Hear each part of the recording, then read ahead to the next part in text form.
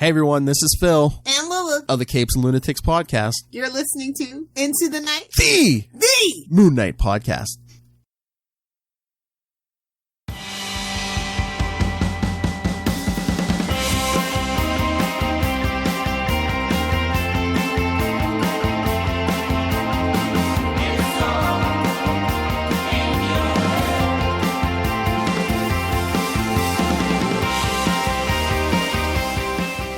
Yes, welcome back, loony listeners. You are listening to Into the Night, the Moon Knight podcast. This is episode 267, and we've got a rather special episode for you again. I'm one of your High Priest, Khonshu, Rey. Rebecca is joining the other High Priest. How you going, Rebecca? I'm good. Middle of the night. Perfect timing for this, yeah. Middle of the night, K-N-I-G-H-T. And joining us, returning, is current writer of the Moon Knight series, Jed MacKay. Jed, welcome back. Thank you. Thanks for having me. It's always awesome to have you, Jed, so don't worry about that. Also as well, loony listeners, and for Patroonies more so, you'll notice that we are live on air now. So if you happen to stumble upon this live stream, get your comments in. You can join in and listen along to this live broadcast. As for you podcast listeners, this will be out fairly, shortly after we do record, so don't you worry about that. What we're doing, obviously, we've got Jed MacKay here. We're going to be kind of catching up with Jed, looking at the issues that have come after we've spoken to him. So, Jed, I think we got up to about issue 3, so there's a lot that has happened since. Yeah. It didn't seem like it was that long ago, but then I remember I was like, oh yeah, Tiger's going to turn up next issue, and like, oh yeah, geez. I was looking at Ray's quick summary of them all. I'm like, yeah, quite a lot's happened, Yeah. So, we try to give you your money's worth. Hey, it's worked so far. So. Well, I cannot wait to get into it. But also, we're going to chat a little bit about. I want to hear Jed's thoughts on the upcoming TV show, which is awesome. Plus, we, as always, have some loony feedback as well. Before any of that, a huge thank you to our Patroonies, and one I can see now there, Mario DiGiacomo. Hey, Mario, how are you? He's jumped on. A big thank you to all your Patroonies for all your support. I mean, look, I'm able to wow Jed now with this beautiful platform that we have, fingers crossed, works. Yeah. Rebecca and we'll I know. See. So big thank you for all your support. It allows us to kind of grow the show. Big shout out to our top tier Patroonies, Drew Toombs from Toombs and Luke Music, Daniel Doing, creator of Fringe Night, CLZ Comics by Collectors, and Dreamland Comics from Schoenberg, Illinois. So thank you, one and all. So, Jed, look, before we get into Moon Knight, a little bit, I'm going to sidetrack you already. My other co-host, Saren, Saren and I, we do a To Know Is to Fear Her, the Spider-Woman podcast. Saren is a massive Spider-Woman fan, and she has bugged me a few times when we've had you on, and I keep on forgetting. So she wants me to ask you, Black Cat originally was a Spider-Woman villain. Originally, yeah. Yeah, and she was... that unpublished cover of that was supposed to be like introduce Black Cat, but I don't think it ever came out. Right. Yeah. From what Saren tells me, due to some writers migrating over to Spider-Man, they took Black Cat with them, and she's become pretty much a regular character in the Spider-Man kind of realm. Yeah. I guess Saren was just asking, like, whether you were aware of that when you started the Black Cat series yourself, and if you had any or had entertained any thoughts on, I don't know, somehow referencing that or using Spider-Woman in any capacity. It wasn't something I was aware of when I started working on Black Cat, a couple of years ago. I feel like it came up because last time I was in New York, I was at the Marvel offices. We were doing some meetings to figuring out Infinite Destinies at the time, which will tell you what kind of time, how long it's been since I've gone anywhere. But Carla Pacheco was also there, so we were talking Black Cat and Spider-Woman, and I think it must have come up then at some point that Black Cat was originally supposed to be a Spider-Woman villain. I was like, oh man, it'd be great to do find some sort of common ground crossover thing, but just never came together. Mm-hmm. I mean, a lot of that stuff too, like with Black Cat. You're not guaranteed any sort of length of a run. Yeah, So yeah. you really kind of have to focus on the stuff that is important to your story. Mm-hmm. If it's like, something like, I don't know, Captain America or Iron Man, where you're always going to have that series going, then you might, have a little more kind of leeway to mess around with that, or like, do stuff that's maybe not necessarily the main story. Mm-hmm. Yeah. So, with Moon Knight, we were guaranteed 12 issues out the gate, and it was kind of a little later in the process that the Devil's Reign stuff came up, and because I didn't know Moon Knight was going to be in Devil's Reign, because I'm not Chip. Yeah. But Tom, he's like, listen, Moon Knight gets his ass whipped in Devil's Reign 1. I'm like, oh, okay. He's like, so we're gonna do a Devil's Reign Moon Knight special to kind of like. Tell his side of the story. Yeah. And I was like, great. Well, that means, that's an interesting opportunity where we can do, the latest issue, Moon Knight number 8. And so I took what I had planned for number 8 out of the rotation because it was kind of the only point in the run that I could change that without it messing up everything down the line. Mm-hmm. And, came up with this thing, Hunter's Moon taking over the quote Midnight Mission, what's left of it at the moment. Yeah. But like, We were loved. Yeah. Oh, thank you. But yeah, and I could do that because I knew Moon Knight. I had, been guaranteed 12 issues, and then it'd been doing pretty well. So we're, feeling pretty comfortable moving forward. Mm-hmm. Whereas Black Cat was always kind of on the knife edge of cancellation, because for sure. I mean, it's a Black Cat series. No one expected it to last as long as it did anyway. Yeah, so. I mean, it was really good, and I have to. Just shout out also as well. I only just recently read Mary Jane and Black Cat, or Black Cat and Mary Jane. That one shot, very good. It was it was really enjoyable. As a one shot goes, it's just like it had everything. So, loony listeners, again, if you haven't caught up on Jed's Black Cat series or his writings in Amazing Spider-Man, pardon me, you've done a couple of one shots there, I think, for the Beyond. For the Beyond thing with Colleen Wing and Misty Knight, go check it out. Anyway, there you go, Saren. Ray gets a cookie for asking that question for you. He has been trying to ask it for a while. I'm glad you clarified this for the Spider Woman podcast, because you're like, my other co-host. I'm like, how many co-hosts do you have? Right.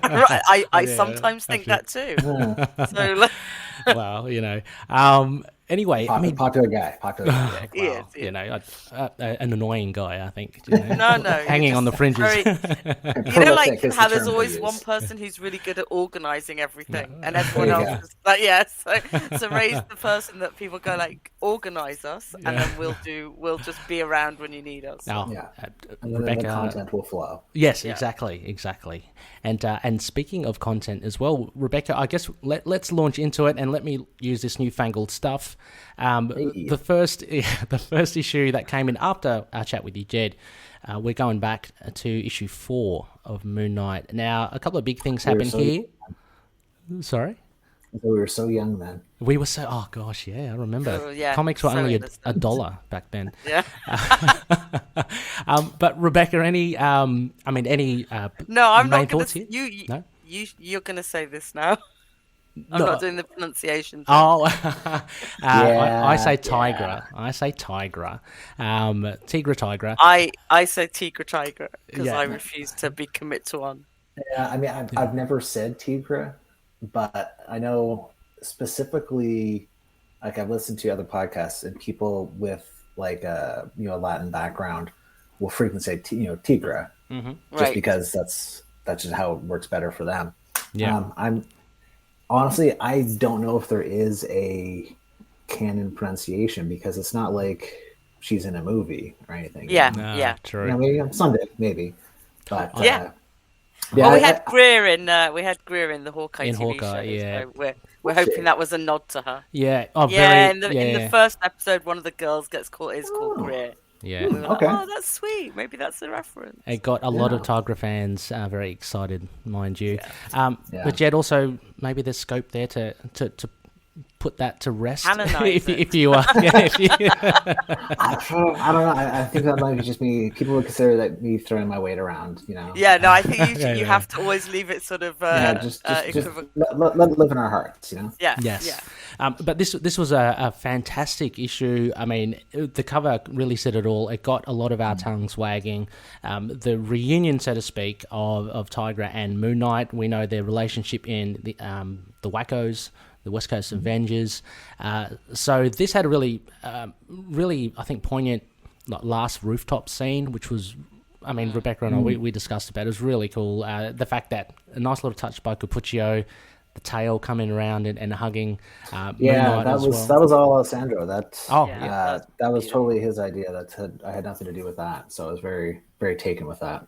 Yeah. But, I mean, I think the thing for this issue was really about unmasking. I mean, there were discussions with Dr. Sturman during the sessions about why he wears a mask. He kind of gives Invasive answer. A basic, yeah, exactly. But we find that towards the end. We also get to hear about like Frenchie and Marlene and stuff like. So we get the first real check-in in. Yeah. What the status is with them. So yeah, and again, I mean, Jed. I mean, just the references to the older cast was just really satisfying for a lot of Moon Knight fans. Yeah, I mean, I know, for a lot of people, Frenchie, Marlene, and Crawley and Gina are all like they're the core Moon Knight experience. So we kind of wanted to mention that they've not been forgotten, and it's not like they've never existed or like they've been memory hold out of ever existing in Moon Knight. Mm-hmm. So they're around somewhere. Maybe they'll turn up again, maybe they won't, but at the very least we're acknowledging their existence. Yeah, which I thought was really nice. I also thought I think it says a lot about how taken everyone was with the first 3 issues, that nobody really complained that it took to issue 4 to get to that. Yeah, true. So I think it says a lot about how you're sort of unraveling the story, is that this seemed like a great time to pop it in, especially with Tigra showing up.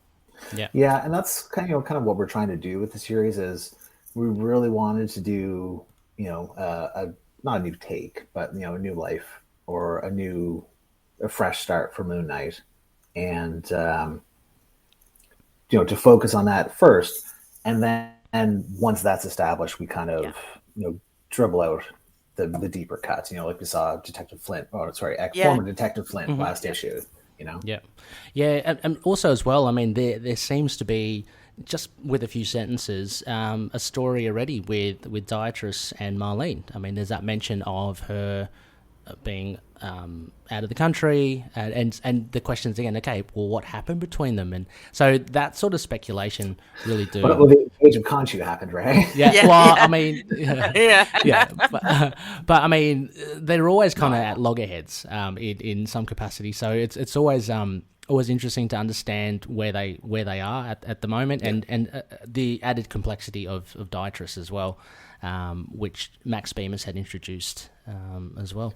Also, you bringing her up reminds me that I have no idea how to pronounce that either.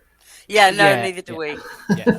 I think I say Dietrich, and everyone else does different ones. So. Yeah, well, Max says Dietrich, so I'll go with Max. So, okay, that would make sense, because I was actually thinking about it today. I had it in my head. Then,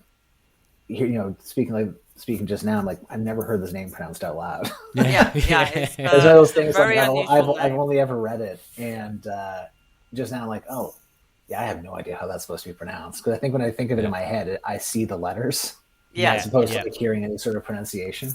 Yeah, for sure. Just exactly like Tigra and Tigra. Tigra. Tigra, that's it. Gotta let it linger. Also, as well, a little note here I'll put on Rampage, Stuart Clark, that turned up in issue 4. I love these obscure villains that you use, Jed. Any particular reason why you use Rampage? Why did I mean, basically, when I'm looking for a character that fits a particular, like, I need someone to do something. They have a particular specialty they need to fill.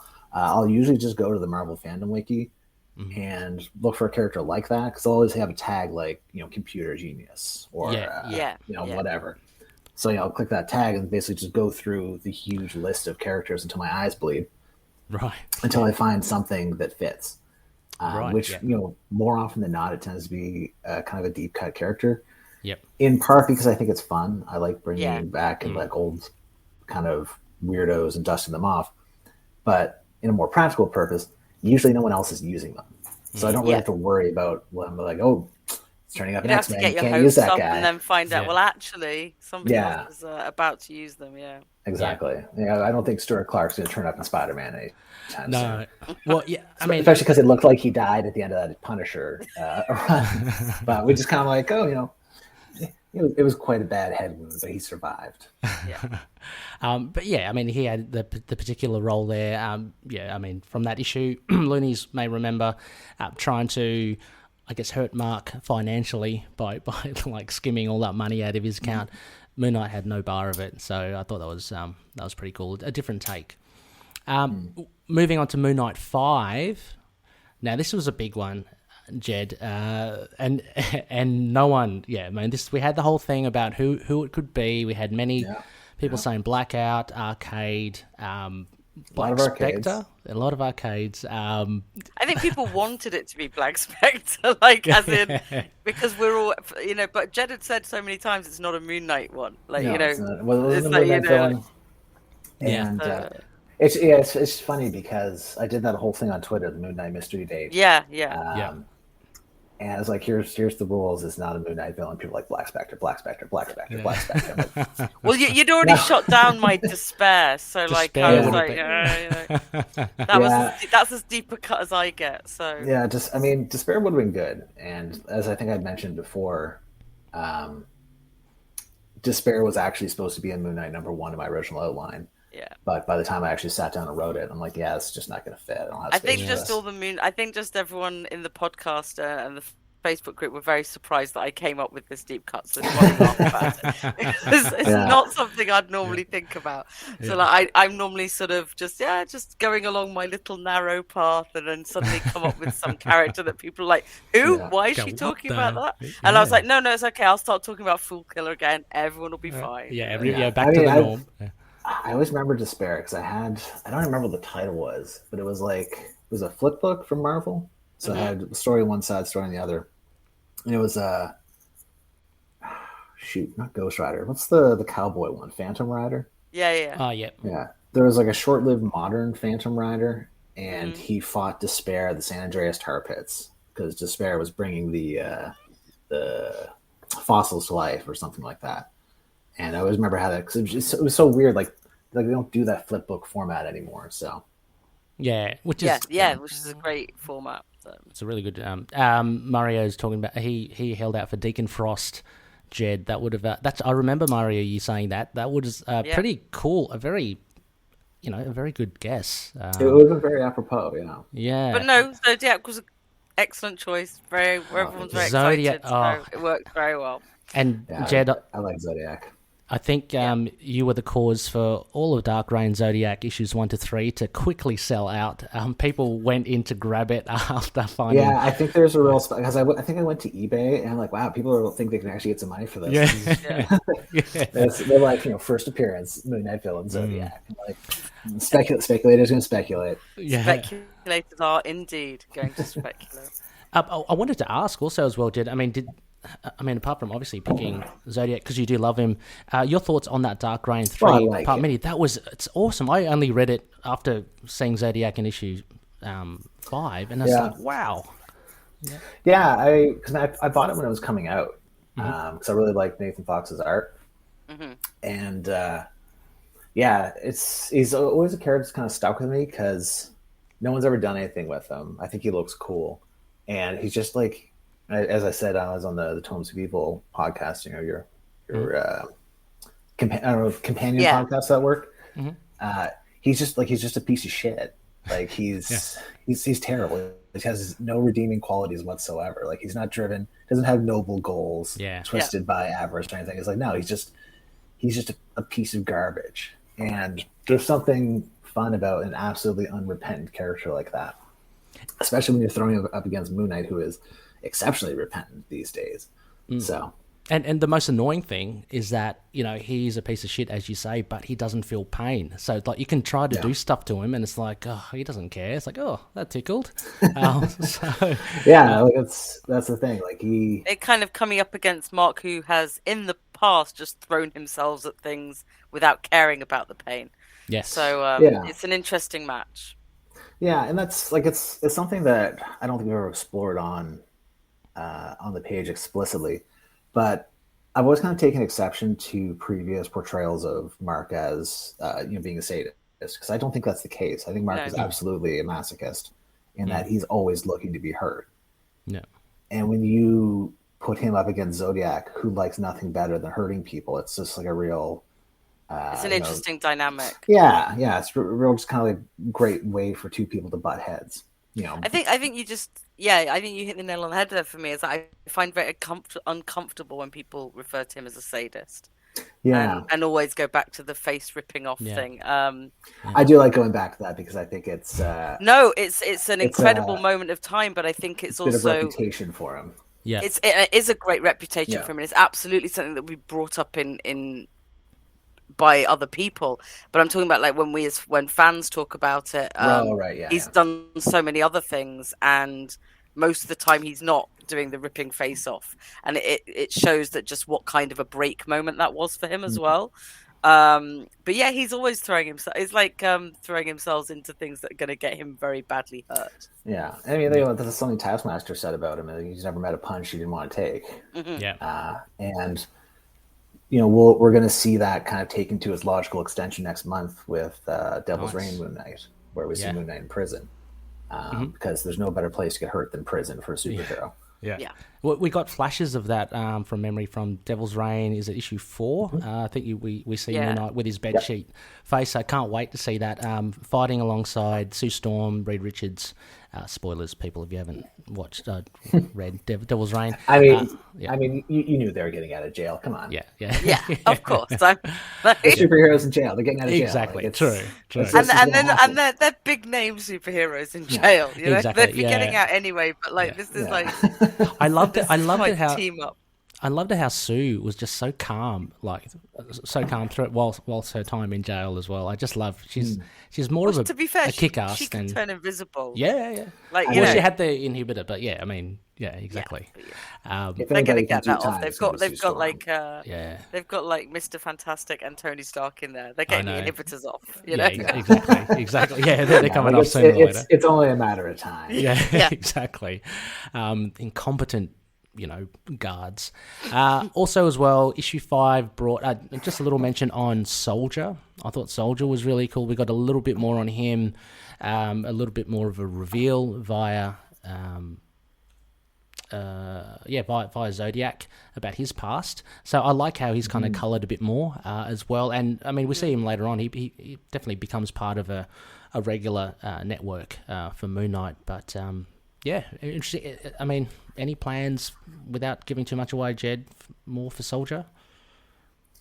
I mean, there's some stuff coming up for Soldier in the future. Like I like Soldier in that I don't think Soldier's very smart, but he's someone who is very like Mark in that he has a checkered past where he's done bad things and made bad decisions.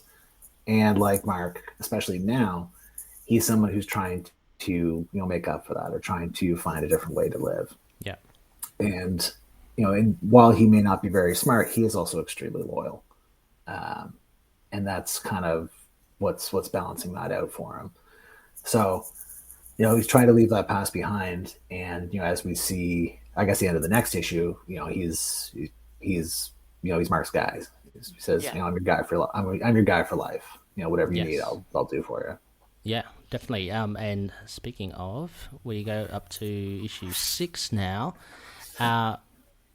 This was great. We not only get a bit more, I guess, of Zodiac, what happens after. I mean, obviously, he literally kind of blew up Mark. Kind of, and Soldier. He's been a little blown up. Yes, but this made way. This was actually a little unexpected for me, because I thought, it led up to Zodiac coming out into the issue, and there'd be a big showdown, and there is at the beginning. But there's enough space there also to get into Bata's origin, which I thought was a really nice kind of veer away. And at the same time, we're starting to see Hunter's Moon kind of turn, so to speak. That's the thing. He's starting to help step up. He's starting to step up. Yeah, like he's not a partner in this enterprise by any means, but he's certainly he's reevaluating what he thought he knew of the situation. Yeah. And by the end of this issue, we see Hunter's Moon in a fairly drastically different place than last we saw him in issue 3. Yeah. When he was just there to take the piss out of Mark and murder his friends. Yeah. So it's fun to have the opportunity to get into what's going on with Dr. Bata, with what's going on with Hunter's Moon, and give people a sense of where he's coming from. And then of course we see a little more of that down the line. Yeah, I mean, as well, Reese, who plays a part as well. She's the one that actually goes to him. I mean, that's tantamount to like your worst enemy. We find out coming to you and asking for help. So he really does step up, as you say, Rebecca, to look at the bigger picture. He is a fist of Khonshu as well. And but I guess so does she, because true, like, absolutely, yeah. If anyone's stepping up there, it's Reese. Yeah. She's basically sticking her hand in the garbage disposal to try to pull out a diamond ring. Yeah, that's true. That's true as well. There's also a nice scene in the sarcophagus. This healing of Mark, which I thought was really cool. Is this something that will, I don't know, do you envisage to be a recurring? I'd love to see it as a healing tank or something. It seems to have accelerated Mark's healing. There's a special kind of ritual that Bata does. Is this now part of the Moon Knight lore? Like what fists of Khonshu's can do? I mean, as needed. I don't want it. It's not something that Mark knows how to do. Mm-hmm. The idea is that Mark, as a fist of Khonshu, something essentially went wrong when he was invested with this power. Yeah. For whatever reason. Whereas Bata, he has a great deal more knowledge as to what the position of the fist of Khonshu entails and what sort of things are available to them. As we see in the most recent issue. So, whereas Mark has, as we saw in their first meetup, Mark has more experience out there, fighting, beating people. Bata has a greater pool of knowledge into, the history of the Fists of Khonshu and the, the rites and rituals that are available to them as the priesthood of Khonshu. It was a very, very cool way to I guess have both Bata and Mark connect in a sense. But yeah, the origin for me was that huge takeaway in this issue, Rebecca, as well. I will also want to just show you this as well, Jed. Far out, you get some really awesome variants. Yeah. There's some great ones. Yeah, so I love that one. Very kind of computer really. Also, anytime I have Mark coming out of a sarcophagus, I get a little chuckle out of it. So. Yeah, Rebecca, you mentioned something. It gave me a laugh as well. I just love it. Yeah, the opening of number 4 where he, opens his alarm goes off, he comes out of the sarcophagus. I'm just I think that idea may have come from Tom Brevoort originally when we were talking about Moon Knight, but I just get such a chuckle out of it, like him waking up, she's like, oh, for fuck's sakes, just getting out of his sarcophagus to start the night. Yeah. Didn't die last night, carry on. Yeah. All in one piece. Yeah. He sleeps in a sarcophagus, but just like any of us, he's very relatable. Very relatable. Look, I have friends who probably would if they could. So, well, I don't know. Have you ever been in a float tank, Jed, or what do you call it? I don't know what you call it. No, I've not. Flotation? Yeah, sensory deprivation chamber. Yeah. I have it. It's really good. Way too claustrophobic. Oh, no. Rebecca, you'd love it. I mean, no, pitch black. I'm pretty good. I'm pretty good. I get no. I'm not too bad, but I have moments of claustrophobia. Like I used to go caving as a kid. Mm-hmm. Oh yeah, and I was fine with it, and then would all of a sudden get to these tiny bits, and I'd be like, I don't want to go through that. And some big 6-foot guy would be like, if I can make it through, you can make it through. You're like 4 foot nothing, and I was like, no, I'm terrified, and so I have moments where I'm fine, and then it's the same with heights. generally fine. Take me to the top of a mountain in Sri Lanka, all of a sudden I'm like, I'm not going any further. Yeah. So yeah, just take it as. But I don't think I'd be sleeping in a sarcophagus. So yeah, caving's not something I have any interest in, especially. I'm like 6.5 feet tall. I'm not gonna be squeezing through gaps that I can't, walk through.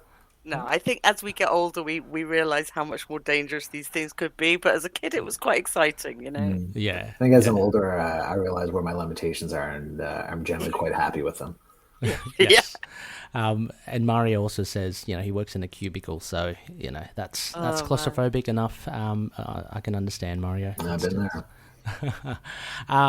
Now, if you go to issue 7, now the first thing I wanted to ask here, Jed, as well, it's more so, I guess, curious about the workings behind the scene. So first, I guess, fill-in artist Federico Sabatini for this, as opposed to Cappuccio. How was it like? And I'm not trying to favour one over the other, but like, just how was it like working with Sabatini on this? Was it a different way that you guys collaborated, or I mean, was he happy to follow your lead because it was just the one issue? I mean, we kind of just worked it as we would work any other issue. I mean, I didn't know Federico was coming in for this issue, so when I wrote it, I had Alessandro in mind. But Federico was great. He was, he was fast. He's hungry. He's great to work with. He's enthusiastic. Yes. Anytime I had some changes or suggestions, he's happy to get into it. But I mean, for the most part, as I say most times, the artists I work with, they know what they're doing far better than I would. So they don't really need me, sticking my oar in and telling them I think they picked someone really good because to not be a jarring change. Yeah. There were similarities. Yeah. So it was great work with Federico, and it was nice that Alessandro could get a little bit of a break to keep working on his stuff. So which we'll get to. But it was great work with Federico, and we worked together again on Devil's Reign Moon Knight. Okay. Oh, fantastic! Well, I loved his flowing Moon Knight cape. The cape has its life of its own, and his Moon Knight for me was very dynamic. This was a big issue. I mean, it's still for what it seemed to might be a closeout to the first arc with Zodiac. Again, I was surprised to see Zodiac again just feature a little bit towards the end. We'll get to that, which is really cool. But saucy devil, cheeky bugger. But Moon Knight, Mr. Knight basically goes on the front cover, goes to the bar with no name, and very ballsy. Sticks it to all the villains there. He captures 8-Ball outside in the alley, and 8-Ball. Yeah, and he's kind of. It reminds me of the Orb, just in the sense that they both got big heads and they're both. I wonder why, Ray. Like fall on head. What could be the connection? I know what is a similarity. We're gonna get to the bottom of this. True. But we do see the network. Tigra makes an appearance again, which is great. Reese is there, and also Soldier to help with 8-Ball being dunked in the car shredder. So a lot of fun there. Rebecca, I'm going to leave the one little tidbit there for you, if you want to mention. What, the Scarlet? Yeah. Yeah, the X on the wall. I'm not going to do that again. I'm not going to go into what I said about the last issue. I've been told off for keeping referring to DC stuff and saying that I thought it was very. To me, I was like, oh look, it's like the Superman sign because everyone keeps saying he's like Batman. That's funny. That's never occurred to me. No, and I absolutely didn't think it. It just struck me like the kind of thing that you don't really do. But it was just it's more that somebody then comes in. It's like this whole literary criticism thing. That you come in and you come in with your own viewpoint and you just totally go, oh yeah, this all makes sense. This all lines up. It's like, no, it doesn't make sense. It's like Scarlet is one of these big, he's one of his antagonists that we've been waiting for. We've been dying to see her again. So it was lovely to see the S on the wall and have the little, comments about it and go, we know what's coming. You know. Yeah, I mean, like I wanted to put Scarlet in something, and you know, Mark doesn't have as deep a sort of Rolodex of villains or deep a rogues gallery as a lot of other characters.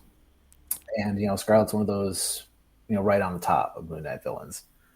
And I wanted to give a nod to people, say like, listen, I hear you. I know you want Stained Glass Scarlet. Yeah. It's coming. I didn't realize how soon it would be because that was before I had switched out number 8 for the current number 8. Mm-hmm. So it's like I had this idea for Stained Glass Scarlet. It needs to cook a little more. And then Tom and I were talking about, or Tom and Martin and I, because Martin was editing Devil's Reign Moon Knight, we're talking about Devil's Reign and how it would work. I'm like, well, this would be fun to do something different. Bring in Hunter's Moon. Like, well, that actually slots in perfectly with the Stained Glass Scarlet stuff. So as it turned out, it paid off just the next issue. Yeah. As opposed to, because when we put the S on the wall, I was like, I don't know what I want to do with her, but I'll figure it out down the line. Yeah. And then as it turned out, I was like, no, it's actually going to be the next issue. Yeah. Yes. You certainly did just figure it out. Yeah, I love the, I think you called it out, Rebecca, as well. There's a little Mr. Knight sees it on the wall. It's like, what's that? Could be a threat, could be a Valentine. That sort of thing. That's what we want to hear with Scarlet, Yeah, exactly, because it's such a blurred line between the two. So, I mean, other things that do happen in issue 7, there's a little throwdown there with Manslaughter Marsdale, which I found was really cool. Maybe a dress rehearsal for another battle with Zodiac, because they've got very similar painless, I feel no pain. Zodiac got it from Marsdale. Yeah. And I found it really cool the way that Mark deals with it. So it's like, you may not be able to feel pain, but I can bloody just concuss you with a tremendous amount of trauma to your head. So that was really cool. But everyone, all the loonies were just totally excited after seeing that Stained Glass Scarlet thing. And you did give us a little bit of a scoop, Jed. So but it still had a huge impact when we when it did pop up. And I will say too, I love Federico's Tigra. I think it's he's got such a good grasp on her. That last bit when they're in Clown's apartment, she's kind of like walking around. And I was like, this is great. They look like two people who bust into 100 supervillain hideouts together. Yeah, and Sabatini's, there's like a, I don't know, like a kinetic quality, because I remember a lot of the action scenes, he really does capture kind of movement really well, and it's almost as if the figures themselves, I don't want to say distort, but they kind of are shaped in a way that I don't know if he has an animation background or not, but it wouldn't surprise me given the kind of energy he brings to his work.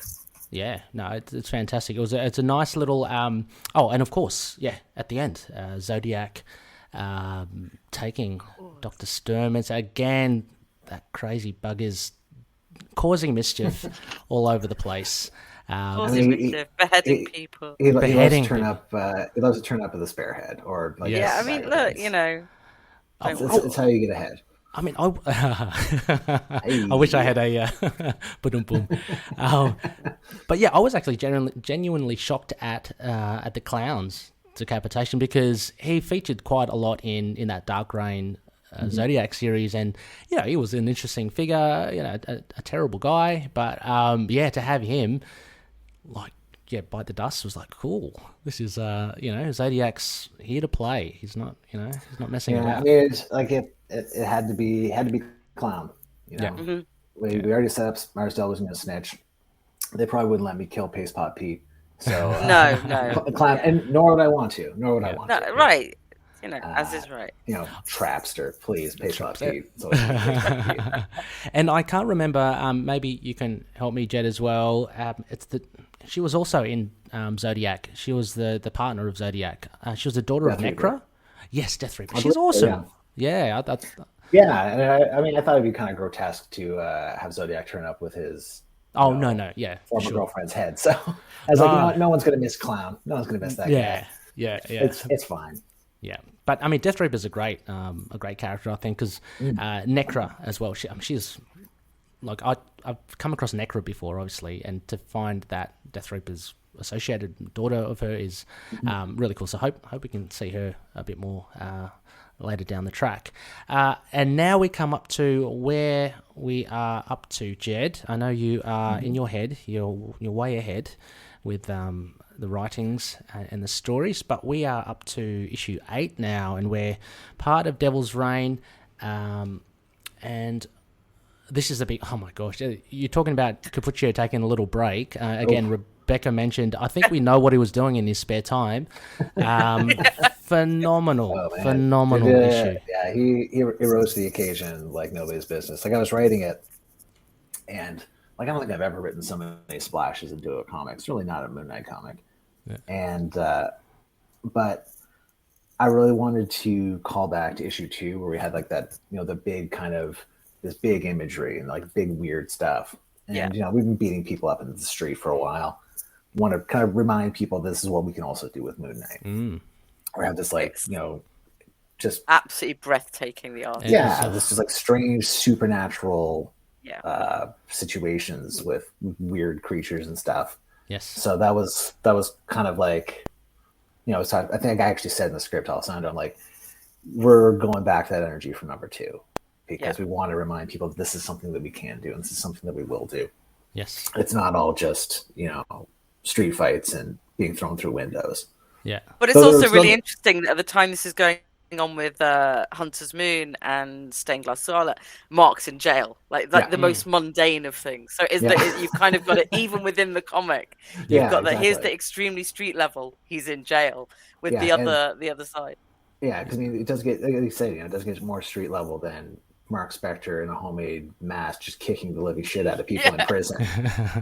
Which you're going to see in like a week and a half. Oh yeah, can't wait. I absolutely can't wait. But I mean, also as well, we're talking about Cappuccio's fantastic arc here, but it couldn't have been done without this absolutely bonkers story from you, Jed. So I thought you were going to talk about. I thought you were going to talk about the coloring. I wasn't tuning my own. The coloring. The coloring throughout of this series is a blessing. Yeah, I think done such a job. It's amazing. Yeah, it is. Yeah, I mean, we haven't mentioned it enough, but we do mention on each podcast about the issues. Is so I don't want you to think that we don't appreciate it, because it is breathtaking. Oh yeah, I think we led off. Yeah, we led. I think with the discussion of this issue, Rebecca. I think we led off with, oh my God, Rochelle Rosenberg's but it's so colors. Often, I mean, and you think you read so many comics and you've seen every coloring and every coloring trick, and then just like something like these come along, and they're just even just in the every issue where Moon Knight's kind of glowing almost, and you're like, wow, how do we do that with colors? But it's great. Yeah. And like this is the one I wrote where I'm like, Alessandro's probably going to hate me for writing this one. And then the art back, I'm like, Rochelle's definitely going to hate me for writing this one, and Alessandro for drawing this one. So I'm like, I'm like, there's stained glass, all coming all out, and little bits with like the red in between. Yeah. Lots of different Moon Knights. Yeah. And I'm like, that's going to be a nightmare for coloring. But no, she wrote, just killed it. She did a phenomenal job as well, and the story again is quite breathtaking. I love this idea of this story, and this faith has actually generated this godling, as Khonshu puts it in the issue, and so we get a very different Stained Glass Scarlet that we weren't expecting. But Rebecca, I would think that all the lilies loved it, and it was like, it wasn't like, oh, where's Scarlet Fasanera. This faceless, multi-limbed god was just fantastic. So, it's definitely a case of taking something everyone wants, which is to see this character back, but doing something different with it, and yet bring us all along with it, and going, no, totally behind that. Still, still love the character. It doesn't matter if it's not the character I thought I was getting. Yeah, it is. It's just an evolution of, but And like after Scarlet Redemption, I wasn't really sure what to do with her, because she's just like blowing up buildings and stuff. Yeah. So at first I was like, maybe she's got her new crew of crossbow ladies, and they're like, going to challenge Moon Knight's territory, and like a gang fight kind of thing. I'm like, and I think, what was it? Because I think I obviously this came out in February, but this is a Halloween story. Like I wrote this in October. Right. And I think someone was posting about the original Candyman and this idea of like a living urban legend, living scary story. And it just seemed to fit so well. She's got a symbol. She's got these sort of, Catholic overtones and imagery. And ultimately it was like Flint said, she didn't have any superpowers. She didn't have any special gear or training. She's just a crazy woman with a crossbow. And that ends one way. Yeah. Yeah. And and towards the end as well, like nothing really ever dies if the story kind of lives on. So it really does get us all excited about where to next for Stained Glass Scarlet. I just want to bring this up here. We got something from Mario again. Just talking about Rochelle. Yeah, second favorite. Yeah. I mean, you gotta look out for your people. Yeah, that's it. But yeah, fantastic issue. Thank you. Also, the big thing as well, we get like a clash of the Titans. Bata. You mean like Khonshu, that little? Yeah, that little thing. Yeah, I loved it. It's like, I'm still kind of incarcerated on Asgard, but I can be summoned here. Yeah, and he knows how to deal with, I guess, this young god, so to speak, or young kind of being. So it was really cool to see Khonshu just kind of take control there and like dismiss. And Khonshu, still being an asshole. Where he's like, I mean, like you can't take that away from him. It's like you've been very justly in prison, but okay, sure. Yeah. He's in prison. Mark's in prison. Like. Yeah. No, exactly. We've got a lot of parallels going on there. Yeah. We're following a lot of bad people. So I mean, it would be Moon Knight otherwise. Exactly. Yeah. But also as well, as mentioned earlier, Bata has that chat with Reese, and we do get. They're starting a bit more. I think everyone particularly liked that there was no instant forgiveness as well. Yeah, and I mean that kind of it's you. I mean, I don't know if you can tell, but the idea is that you could tell that Bata's not used to saying that he's sorry, and that it's like the old saying, no one is more zealous than a convert. Yeah, and that Bata is very zealous priest of Khonshu, and being challenged in what he thought and what he thought was correct is leading him to reevaluate things, and for him to say to apologize like that is it's a big deal for him because he's not good with people. Yeah, but I like that it feels like it's a process because exactly. All too often in comics, because you never know when they're going to come to an end. Sometimes things happen very quickly, and obviously things are still sped up because you've only got a certain amount of time to tell a story. But I like that it at least feels like it's a process, and he can go back and continue thinking about it. But so can Reese. Like it's not forcing her to accept this. It's like because. It's given her the agency to go think about it as well. Like she knows when to go to him, and that took a lot for her. And now, the thing is too, like Reese doesn't take shit off anybody. Yeah. So this guy is saying, "I'm sorry, I tried to murder you." It's a step, but it's very much a first step. Oh, absolutely. And there are other steps required, down the line. However many of them we actually see before he's in her, anywhere near her good books. Yeah. I mean, also as well, we got to remember she's quite young, right? As well, so I guess the way that she reacts to that, to those sorts of things, and the time it takes to get, I guess, some sort of perspective about where the other person's coming from, albeit he wanted to kill you.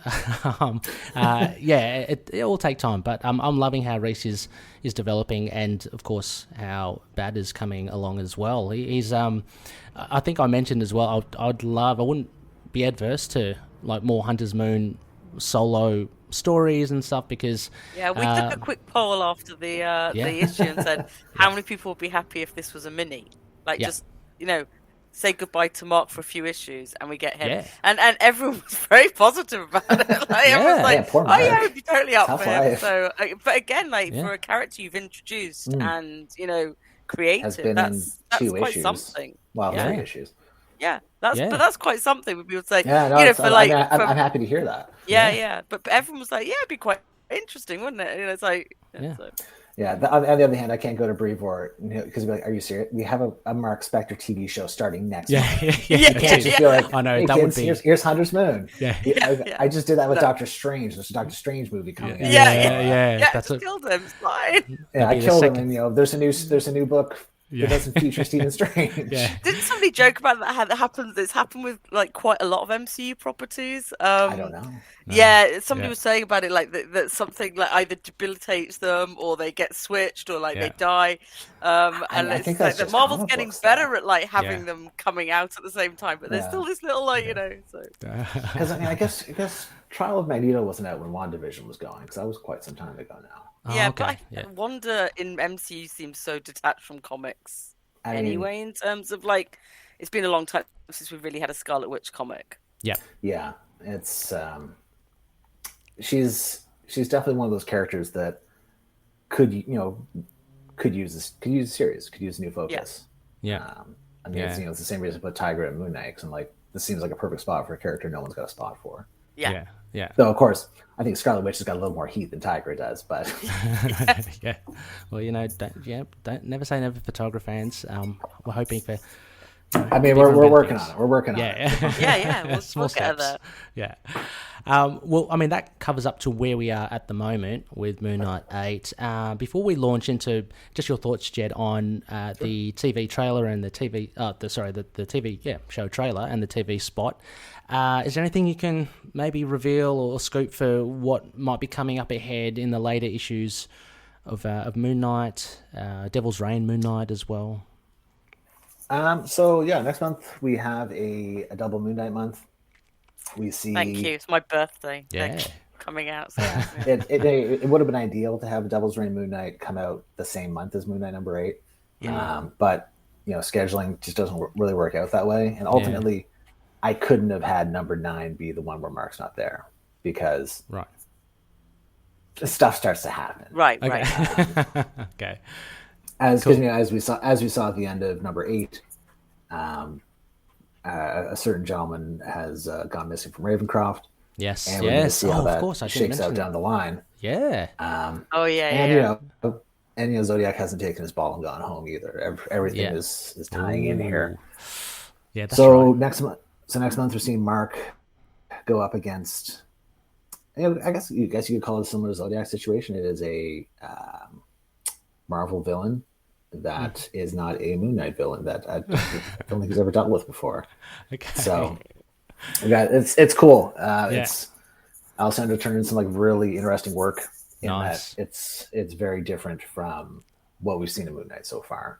Okay. So I think people are gonna be really excited, and Awesome. it kind of starts to heal some old wounds from this series, and kind of sets up Mark going forward with a bit of not a totally new status quo, but certainly a bit of a change in his status. Spoilers, he's out of jail next issue. Oh, wow. What? They did a prison break? I can't believe it. shocked. Yeah. Whereas Devil's Reign Moon Knight next month, it not coming out in this month is fine because it's entirely self-contained. It deals solely with why Mark is in prison, what he's getting up to there. Yeah. And who his cellmate is, which I think should nice. be Awesome. a little. If I had more time and I wasn't moving, I would have done another Moon Knight mystery date to say who's Moon Knight's cellmate. Cool. I would have liked that. I think people will get a kick out of it. Awesome. Okay. And so Federico drew that as well. It looks great. Awesome. And then moving forward, we're going to come to a conflict with Zodiac because he's not done with Mark, and Mark is not done with him. Yeah. So one way or another, someone's getting very badly hurt. I mean, someone or both. Or both. Yeah. I mean, probably everybody. Yeah. Not only them, more people as well. Yeah, for sure. But that's very exciting to hear, Jed, because I think. You've covered. We're talking about issue 8 all the way back to issue 1. You've covered a gamut of scenarios for Moon Knight as well. So for something new and exciting to come up in the upcoming issues, I guess we'll just have to wait and see. Wait. Yeah, and as I mentioned before, as the kind of longer we go, the more stuff we're kind of dredging up from Moon Knight's past to bring into the book, which may or may not be long term, but certainly stuff that we're looking at, as well as answering some questions that people have, saying where is this character, where is this aspect of this character. We're going to see that coming up in the future. Okay. Yeah. These first 12 issues are very focused on here's Moon Knight's new start, here's Zodiac trying to mess with it, and here's how this ends up with everybody bloody. And as we go on, we're just, continuing to develop it, continuing to kind of like reach out and draw things in. So we're going to see, got Alessandro working on some new baddies that nice. No one's ever seen before. Nice. We've got some old friends coming back, so it's an exciting time to be a Moon Knight reader. Yeah, it really is. Which I guess takes us into Black, White, and Blood. I was about to say. Yeah. So exactly. Let's just. I'm still blown away. Still blown away by the fact that we're going to be having like 2 Moon Knight titles. Like I know, for like, what is it, 4 issues? Yeah. So starting next month, it's a double Moon Knight month, and then that starts the month after. Yeah. Yes. So it's gonna be 5 months of double Moon Knight. Yeah. And crazy, and in a good way, but just something absolutely. I don't think I ever imagined happening. No. I mean, imagine having more than one Moon Knight comic out. I know. Like it's bonkers. And we'll be getting bonkers, more but stories, right? Because the Black, White, and Blood's anthology. So 3 stories at least happening all at once will be really cool. I guess for this, Jed, as well, did you have any important stuff, because being the regular writer? Okay.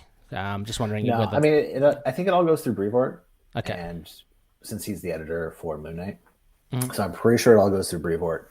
Yeah. And it'll be like the other Black, White, and Blood ones, where it's just kind of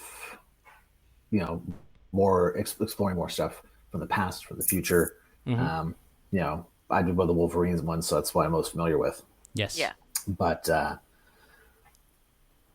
which let me tell you, I had to put it on Mars because everyone else was already doing stuff I was going to do. I was like, we'll be in Canada, we'll fight a Wendigo. And so I have Alpha Flight, and they're already doing a Wendigo story. I was like, maybe we'll have him as a wild man in the woods, and he'll fight Ulysses Bloodstone. We already got a wild man story. It's like, okay, we'll put on Mars then. Is anyone going to Mars? Is there any of the creators coming up on Black, White, and Blood that you're especially excited to? I mean, I don't want you to pick favorites. I actually don't know all of who's doing them yet. I don't know all. It's just coming up when the solicits go.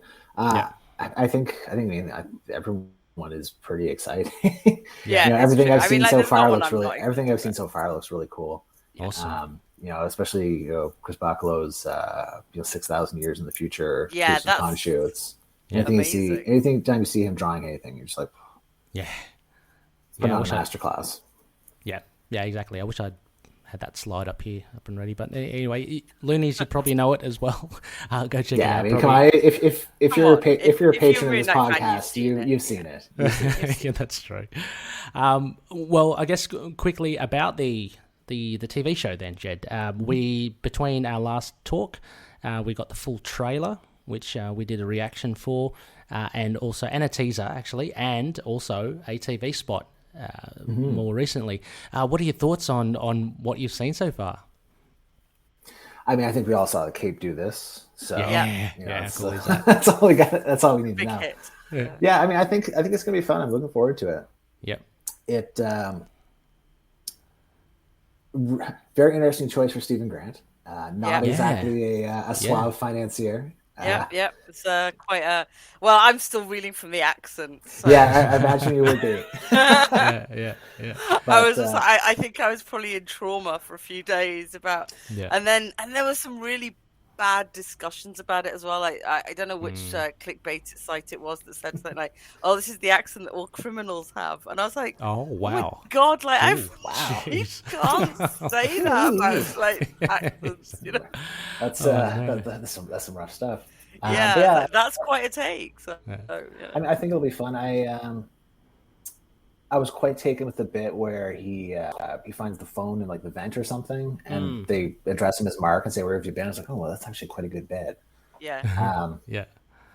With the crocodile screensaver. The crocodile screensaver. Didn't see that. Yeah. And when I'm assuming he's in the Jeep or whatever, and I guess he switches. And, with the gun. Yes, holding the gun. He fumbles the gun. I was just like, oh, he's like, where am I? What's happening? That was one of the first bits where I thought I can see now why Oscar would be very keen to do this. Yeah, because I think that's something I don't think we've seen him really flex those switching chops from like going from one to another.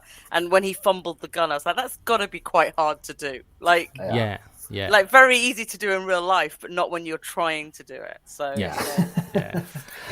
sure if I looked at the gun, I would fumble it. So I think it'll be fun. It's putting me to shame with going for a deep cut Moon Knight villain. Like, holy moly. I was about to say, Arthur Harrow. Like that is a real cut. Jeepers.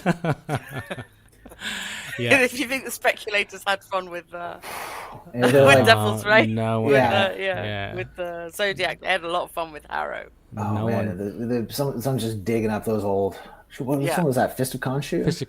Issue 2 or 3 or something. Yeah. So, it looks like a fun thing. I guess only other thing I wanted to ask from that, Jed, were your thoughts on, because it's a very different looking Moon Knight, and they seem to have taken a particular direction. I don't know if you had any thoughts on, were you off put by it, or like, is it like this is definitely more of a supernatural Egyptian kind of bent? I mean, I thought it was cool. Like, something I like about Moon Knight is all the different costumes. As we saw in the most recent issue, Alessandro doing all these different designs that will never be seen again. All the little fists of Khonshu hanging out with Bata. Yeah, when Khonshu rolls in. Yeah, and it's something I think is really fun. Like, I've got a really soft spot in my heart for I think it's from that Colin Bunn. It's an annual. At that point in time, first Fist of Khonshu in Mesopotamia that had like the really terrifying mask and like the bone claws. Yeah. And I'm just like, I really love that character. And I cannot think of a way I could put them in my book, but I just think they're really cool. Yeah, it may come to you. You may suddenly. We'll see. Yeah. So I think it's cool. The the bandages makes a lot of sense. Mm-hmm. I'll be very interested to see how this kind of the balaclava with the kind of mask underneath. I'll be interested to see how that looks kind of as it goes. Yeah. Because it's a design choice that I find odd. But I mean, again, these people are paid much more money than I am. And I think we're all a little bit like, just see what happens. Because they also generally don't reveal the suits ahead of time. No, so they don't. Moon Knight's been quite unusual for that. You gotta get Moon Knight's suit right out there, because the first time we talked, we're all like, "What the hell is this going to look like?" True. Talk about a different, and it's got people so excited. I mean, it was like action. One of the most watched trailers they've had, and because people just don't know the character as well, I guess. Yeah. And it was a very cool shot when all the bandages were coming up and putting him in his suit. Oh yeah. Being hugged by the as Rebecca said, the hug of Khonshu. Hug of Khonshu. and Khonshu looks real creepy. So he looks awesome. He looks great. And voiced by F. Murray Abraham. Yeah, so there you go. Which is awesome. It's pretty nice. I'm just going to be. I mean, I'm glad you feel you've been able to watch it and stuff, because I know sometimes people writing them don't watch it. So yeah, I mean, like I said, I think that what they're doing, what we're doing, are so. I don't think there's a lot of overlap. I don't think there's a lot of common ground there, because I mean, we're looking at some form of origin story, but also like it's pretty obviously a Moon Knight that is not exactly a grim Avenger of the streets. He certainly has not opened up the Midnight Mission. Well, he may have, I don't know. But let's assume he hasn't. But yeah, like, I mean, our Moon Knight that we're working on, Alessandro and Rochelle and I, is a Moon Knight that's weighed down by the history of the character. Whereas Moon Knight in the first season of a television show is going to be here's his character and here's their potential for the future. Yeah. So I think that's kind of like the philosophical differences between. But the I two. think it's really nice that I think it is really nice to have this run and like the fact the first trade's just come out. Like, I mean, obviously it makes sense financially, but I think your run is a good introduction because of all the callbacks and because you're starting with a new team, so people don't have to feel I don't know this full history that's been going, for ages. Like you're sort of if this guy's rich, why is his friend so poor? I mean, you're dropping in this kind of interesting place where I think it has been easy for people to jump in. And it's definitely one of the ones I've been recommending people like I hope read. So. I said on Twitter it was a good jumping on point. Someone was like, "No, it's not." I'm like, all right, cool. Sorry. Yeah, but people. I mean, it is like. It is. Yeah, it is. I don't know. I mean, but there's some people who will say the only good jumping on point is the number one first issue. Yeah. So like, sure. Other people say like, get the bottom. Like how? Yeah. You can't find it anywhere. Yeah. True. I have to wait for the Omni coming out. Jed, I'm just again mindful of the time. We do have some feedback if you can quickly go through it. So fancy Nightlines coming up. Rebecca, have you got your prompt sheet up as well? Yeah. Okay, cool. We'll go through these. There are a few from our Facebook page and group and from Instagram. So these are from our loonies who, follow and enjoy your work, Jed. So, Rebecca, do you want to kick off with the first one? Yeah, so Moon Knight Corps. May have heard of them. You may have heard of them. I would say the infamous Moon Knight Corps. The infamous Moon Knight, who are very, very nice people. No, I know. One of the things I admire most about the current run is how much of Moon Knight's history is referenced or put to use. What have been some of Jed's favourite things to reference or bring back up to the surface? And are there any fun facts or niche history he specifically doesn't want to bring up? That is a good question. Obviously his long history with Dracula, Yeah, it's actually funny. For the longest time, anytime I saw that meme, I thought it was from MGK Mighty God King, because that guy was doing, I think it was Civil War edits. Right. And for some reason, I assumed it came from that website. So, because obviously I'd seen the where are you Dracula meme, a million times. Yeah, and it's excellent. It's perfect. Like it's a tough one. It's tough to beat. So I did that edit for the page from Moon Knight #1. Yeah, he's standing over one of the structure vampires, and he says that, and someone's like, "Oh, Moon Knight Corps is being referenced." I'm like, I don't know what. I thought it was from the site. But no, like Moon Knight Corps has been great because it is deeply silly, but it combines jokes and having fun with a character with also like a real appreciation for the character. And they've recently on Twitter been going through recommending things for people to read and making it much more like much more accessible for people. And it's like it's really interesting watching that sort of not transformation but showing how much love from the character it's has just come kind of from like the growth from just from jokes. And then obviously the jokes are still there too, but most importantly they've also been particularly nice to me, so that's kind of where I'm at. To be fair, but like as far as bits from his history, something that I found interesting recently is that Age of Khonshu was something that I think was very polarizing. Some people really liked it, some people really didn't like it, but for my purposes it was perfect because it set Mark in the position where I found it most useful, because he's starting on the back foot. He's in a position where nobody likes him. He's in a position where trust in Moon Knight, already a rare commodity, is at an all-time low. So, you want to talk about, starting from the bottom, there he is again, to the point where, Marlene, it says, you got to stay away from me and this kid because you're not a good person to be around. So, like, honestly, Age of Khonshu, I think, was the perfect springboard for our series, which I was very pleased with. Yeah.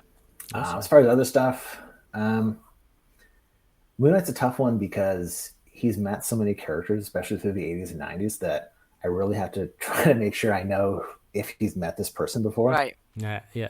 So, in Death of Doctor Strange Spider-Man, we had a Moon Knight guest appearance. Yeah. And calls back to when Felicia and Moon Knight met. She calls him Casper, that kind of thing. Yeah. As far as stuff that we have not been getting into, like I just don't see us getting into the Hellbent stuff. I think this was the Kavanaugh stuff. Kavanaugh, yeah. Just because I just don't think it's got a lot of place in what we're trying to do. I'm not I'm not going to cast shade on it whatsoever, because we did reference the Shadow Keep when it fell on him. Yeah. And I think there's some really interesting stuff there, like his what do you call it, Shadow Cabinet, Shadow Council. Shadow Council, I think. Yeah, which I thought was a really cool idea. Cabinet. But as far as like the Hellbent stuff, I just don't think it's useful to us. Yeah. Because honestly, Mark's got enough problems without some sort of supernatural bloodline. Yeah, it's a very specific, very specific kind of direction you'd want to go if you carried that on. We've got one here from Sam Wiley. This is all from the Facebook page. Issue 8 was probably my favourite, with how it displayed Hunter's Moon as a character who handles threats differently from Mark. In the future, will we see Bata and Mark take on cases together? I would love to see a villain take a beatdown from both fists of Khonshu. Thank you, Sam. So Sam wants some violence. Violence in Moon Knight? Violence. It seems kind of outside of our wheelhouse. Yeah. I mean, like, Hunter's Moon's not going anywhere. Yeah. Cool. However, we're trying to make sure that he's not Mark's Robin at this point. He's still very much a character on his own, and he has his own goals, and those goals may or may not intersect with the goals of the Midnight Mission. Yeah. Or the Midnight Mission Exile right now, since they're working out of a bar. But that's true. So he's, like I say, he's not going anywhere. We need to raise his profile so he can be in the next season of television show, and I can get like a payout. Absolutely. I just bought a house, so I've got mortgage. Yeah, you definitely need that. From Cloud Fletcher, I'm interested to see if we'll get character development for Reese or not. She's a vampire. In the early issues, showed her struggling with the blood around Soldier, but since then, it's mostly been just the beef between her and Bata. Will we see her character develop and become a bigger part of the story, or was her purpose to draw Bata to the Midnight Mission? I feel like she could be a piece that Zodiac uses to tip Moon Knight over the edge. No, please, no. By making her lose control. Then her guilt could bring her closer to understanding Moon Knight's guilt and bring them closer. So there's a bit of a Reese spotlight here. Yeah. I will say kind of at the outset, I can't have people suggesting me storylines. Yeah, of course. Right. Absolutely. Extremely fraught. No, it's fine. That's fine. Yeah. But yeah, though, I mean, Reese, Reese is not going anywhere. I think Reese is probably the most important supporting character in this book. Mm-hmm. We've got Bata, we've got Tiger, we got Soldier, and 8-Ball, of course. But I'm Reese, glad 8-Ball. I'm glad he's part of the crew. yeah, right here. But I think absolutely Reese is the number one most important supporting character in this book. Where she's a grounding influence on Moon Knight, and she's, as we've seen, Mark is getting a little in his own head. I mean, not to talk about mental illness, but he's very much wrapped up in his own business, in his own drama. And Reese is kind of the outsider, the person who can say, like, you really got to wear a mask all the time, bud? Really? Yeah. Do you think this is what's... you have an actual name? I thought that was lovely. It's like, this is what's cool in the streets. Okay, Mr. cool. Knight, Great. Yeah, and I love that bit where she got to hang out with Tiger, because she's like, "Are you?" So everyone's sick of this guy. It's not just me. Okay, cool. Yeah. The best thing is when you can find common ground to just make fun of. So Mark is absolutely. We got one here from the power of Chad, one of our regular co-hosts and listener of the show as well. Mm-hmm. I'd love to know if there are any other gods, tulpas, or high spirits that you plan on bringing into the story, Jed. No specifics. He's just wondering what's on the horizon for Mark's bestiary of divine nasties. I mean, I can't really say anything other than we shall see. Okay. We'll see what comes on down the line. It's always a balance to strike with a book like Moon Knight. It very much has feet in two worlds, in the divine and in the street. Yeah. Moon Knight in the street, Mr. Knight in the sheets.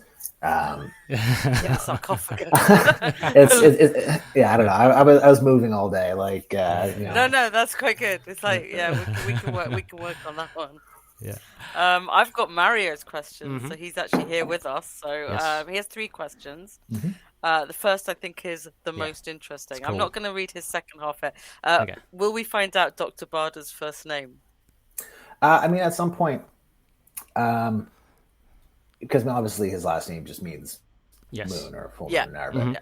Yeah.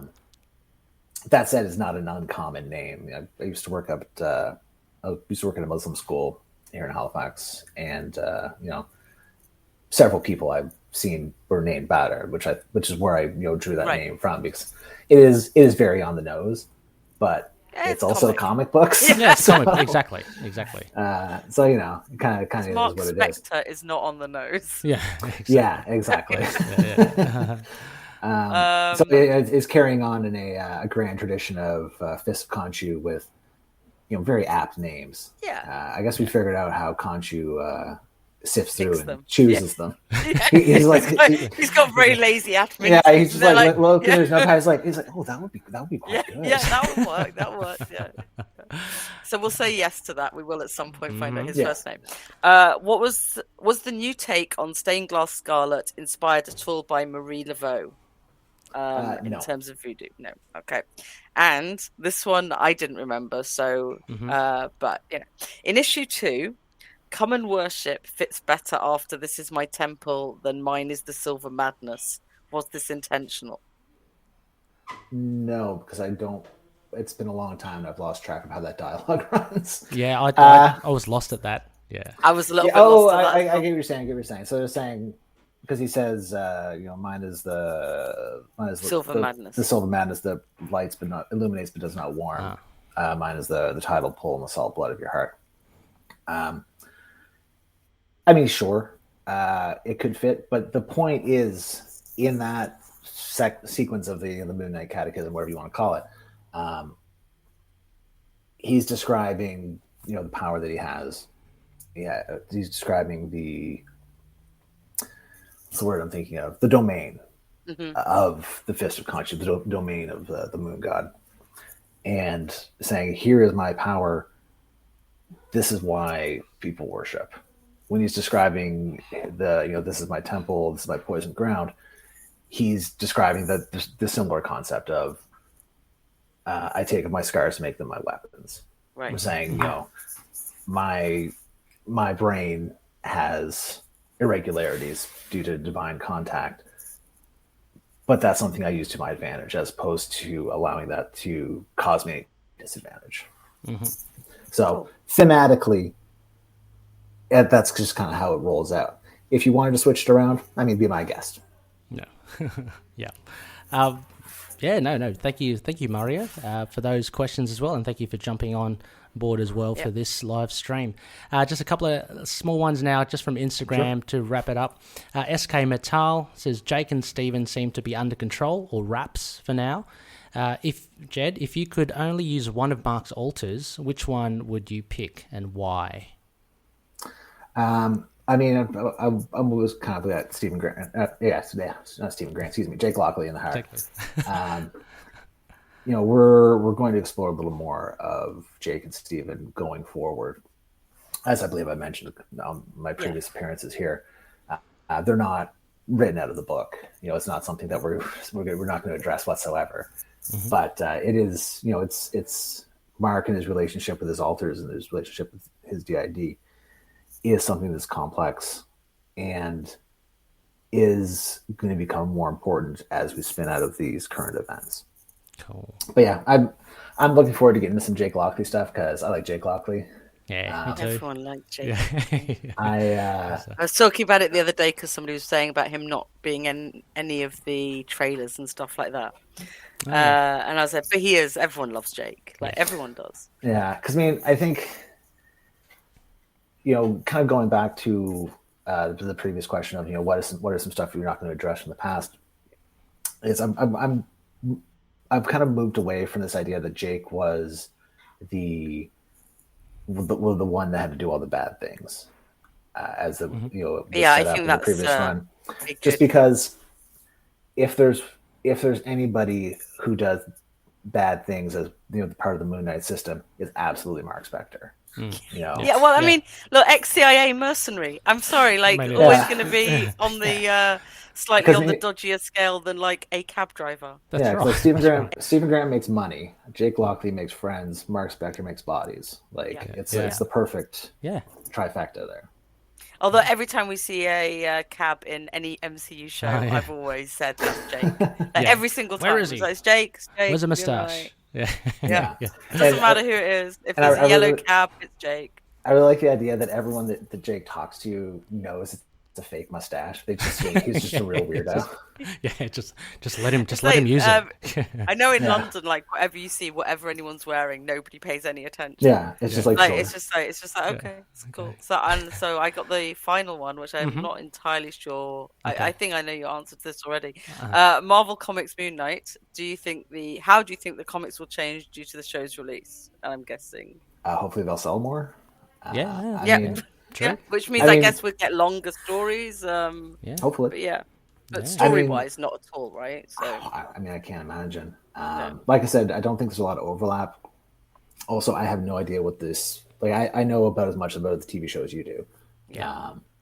As I've told several people, they don't share this with me.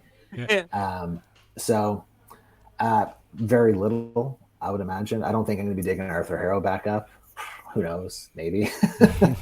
But currently, we're on our own path. We're doing our own thing. So, I think I don't think he's going to be wearing a bandage costume anytime soon, because honestly, it sounds like a great way to get an artist to quit a book. So we're done the stained glasses now. Now we want you to do bandages as well. Look, and I don't think the comics need any influence from the show at all. It is such a strong run. Jed, rich original ideas, but again, paying homage to the reference material. So, Loonies, again, you know this. You're listening to this show. You know how good it is. Well, thank you. I don't need to Lord, but check it out if you haven't. That pretty much wraps up the questions, Jed. Thank you so much. I know we've gone over time. I'm so sorry. So sorry, Rebecca, as well. Just a couple of other. It's not the middle of the night for me. I'm committed to getting up to just carrying on and working now. So just a couple of things though, just for Spectre calls. Is there anything that you'd like to? I've got a couple of images here. Anything that you'd like to plug, Jed? That is coming out or has come out.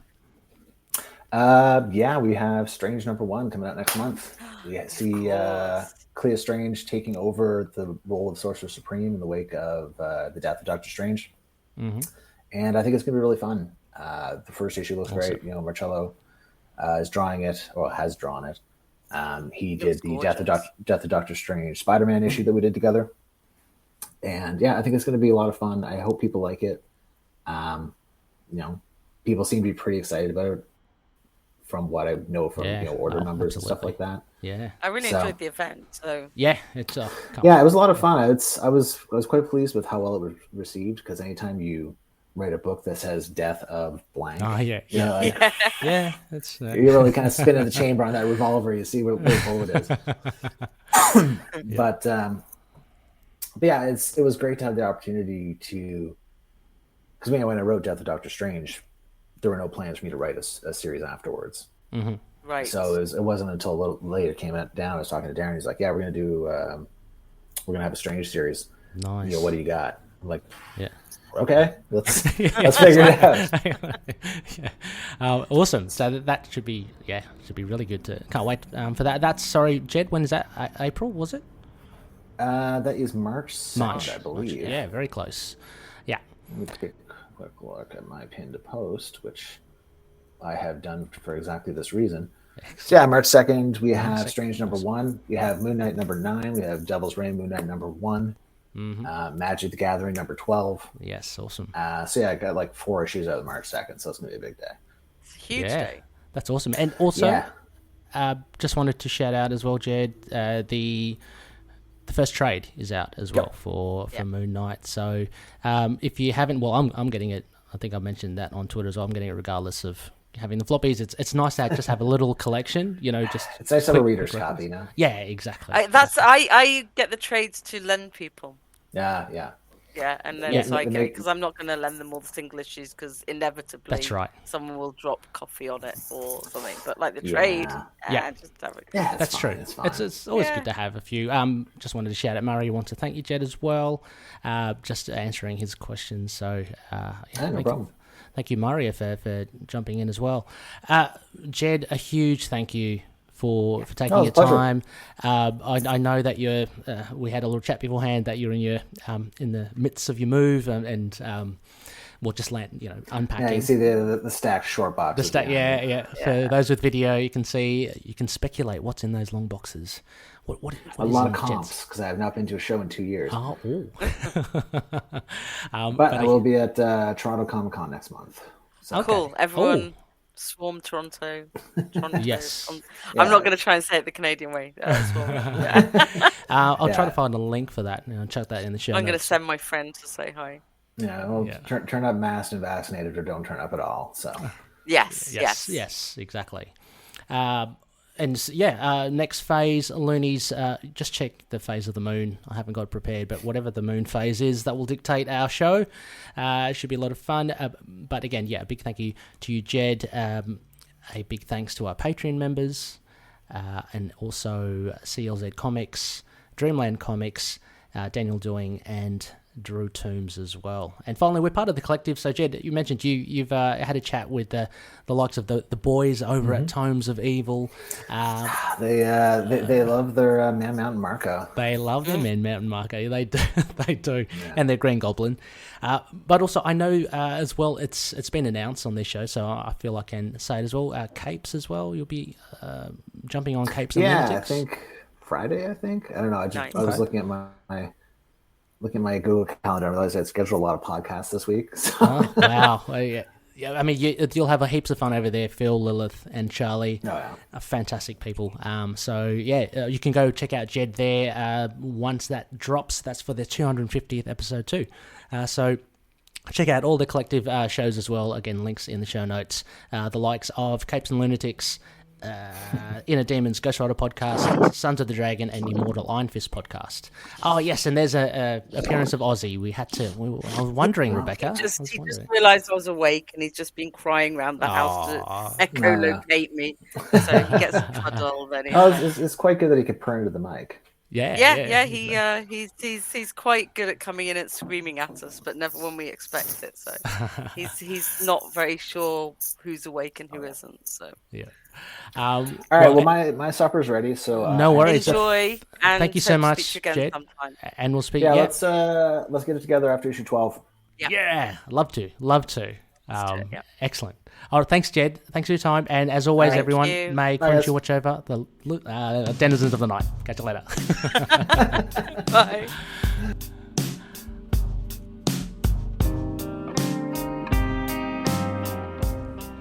Moon Knight and affiliated characters, stories and events are properties of Marvel Characters Incorporated. Materials used and discussed within the podcast are intended for critique and review purposes only under the fair dealing concept of the current Copyright Act.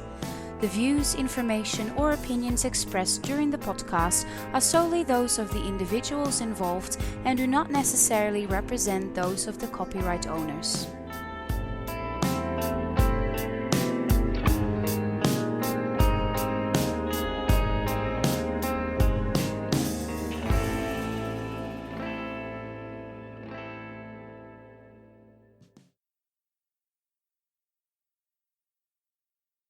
The creators of Tomes of Evil are about to unleash something new.